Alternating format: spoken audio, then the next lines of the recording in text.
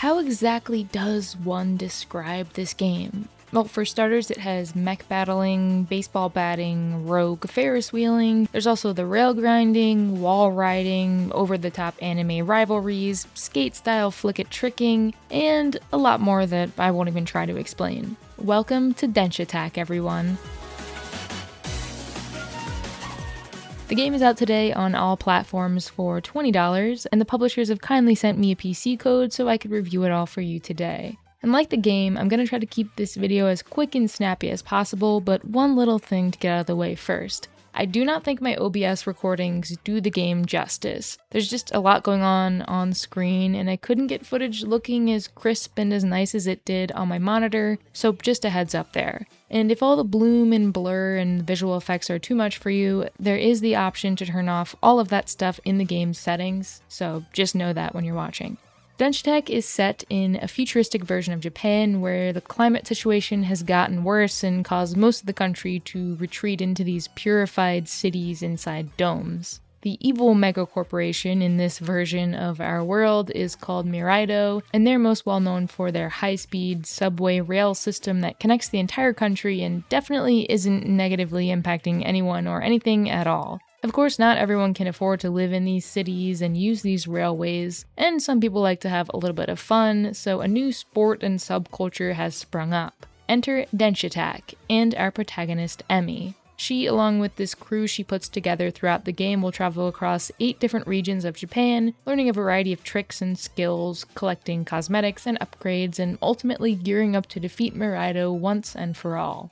There was a surprising amount of variety in the game's 60+ levels, both in terms of visuals and location, and your actual goal in each level, and I was pleasantly surprised to see just how much game there was, especially if you like to go back and try to beat high scores and chase high speeds. Now, the gameplay may look pretty intense with tons of tricks, jumps, drifts, and spins, but the game does a great job at pacing all these skills out and slowly adding complexity to the tracks. First, you learn to drift around corners to gain a speed boost, then there's switching between rails to avoid obstacles, jumping and slamming back down, and finally pulling off tricks. Because Denshattack is as much about style as it is about speed. And since there's so much else going on, all tricks are just tied to the right joystick and flicking it and spinning it in all sorts of crazy ways. Seriously, just look at this Tricktionary. You don't need to memorize any of these, you can kind of just go wild and something cool will inevitably happen, but in the case there is a specific move that you want to pull off, it's definitely in there. I think a great way to judge the merit of any of these kind of games where you're racing, doing tricks, and going fast is how easy is it to pick up, can I just jump in and get going, and is it complex enough to keep things interesting in the long run for more advanced players?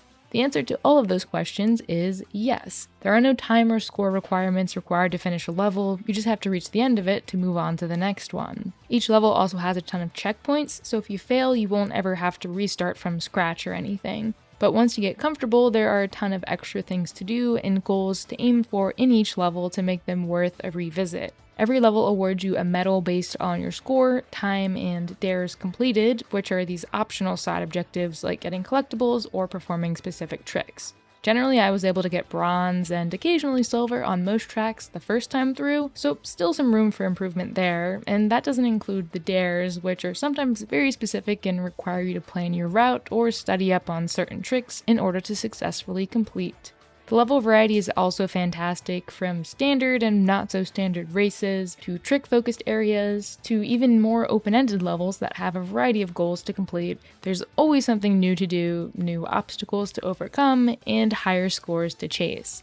Denshattack also has extremely memorable set pieces and boss fights that I already couldn't wait to go back to and replay while in the midst of them. This game is just pure creativity and passion, which I had a feeling was the case after seeing the first trailer last year, and those feelings of chaos, adrenaline, and that what the hell is going on-ness that I felt when watching it are only amplified in the full game. This game is definitely one I'm gonna remember, and certainly is one of, if not the most fun gaming experiences that I've had in 2026. I know you just sat through or skimmed an entire review of it, but trust me when I say, you are still not prepared for this one. So happy Denshattack, everyone!